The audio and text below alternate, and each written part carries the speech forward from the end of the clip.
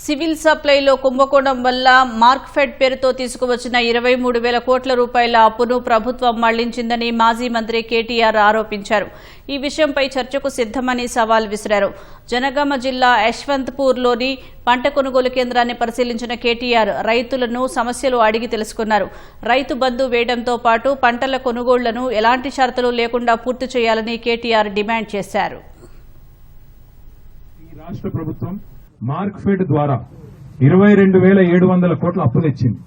కానీ 22,700 కోట్ల అప్పు వీళ్ళు సివిల్ సప్లైస్ కార్పొరేషన్ లో చేసిన స్కామ్ వల్ల ఈడికెళ్లి పైసలు అటుమలుపుతాను. ఏదైతే వరి కొనుగోళ్లకు సివిల్ సప్లైస్ కార్పొరేషన్ అనే సంస్థ ఉంటుందో, మార్క్ఫెడ్ ఏమో మొక్కజొన్నలు కొంటది, సివిల్ సప్లైస్ కార్పొరేషన్ ఏమో వరి కొనాలి, వడ్లు కొనాలి. కానీ ఇలా పరిస్థితి ఏంది? ఆ సివిల్ సప్లైస్ కార్పొరేషన్ లో కుంభకోణం చేసింది రేవంత్ రెడ్డి ప్రభుత్వం. చేసినందుకు మార్కెట్ల ఆ సంస్థకి ఎవరు అప్పిస్తలేరు. 1,60,000 కోట్ల అప్పు ఉంది కాబట్టి మీకు మేము మళ్ళా పైసలు ఇయ్యం అని చెప్పి చేతులు ఎత్తేసింది. మరి ఏం చేయాలి? వడ్లు పండించిన వాళ్ళు ఎక్కువ ఉన్నారు కాబట్టి మార్క్ఫెడ్ ద్వారా పైసలు తీసుకొని లోన్ తీసుకొని ఈ పైసలు అటుమలిపి మొత్తానికి ఏదో కొన్ని రోజులు టైం పాస్ చేద్దామనే ఆలోచనలో ప్రభుత్వం ఉన్నది. నేను చెప్పేది తప్పైతే వ్యవసాయ శాఖ మంత్రి గాని రాష్ట్ర ప్రభుత్వంలో ఉన్న బాధ్యత గల మంత్రులు గాని నేను చెప్పింది తప్పని రుజువు చేయాలని చెప్పి నేను సవాల్ చేస్తున్నాను.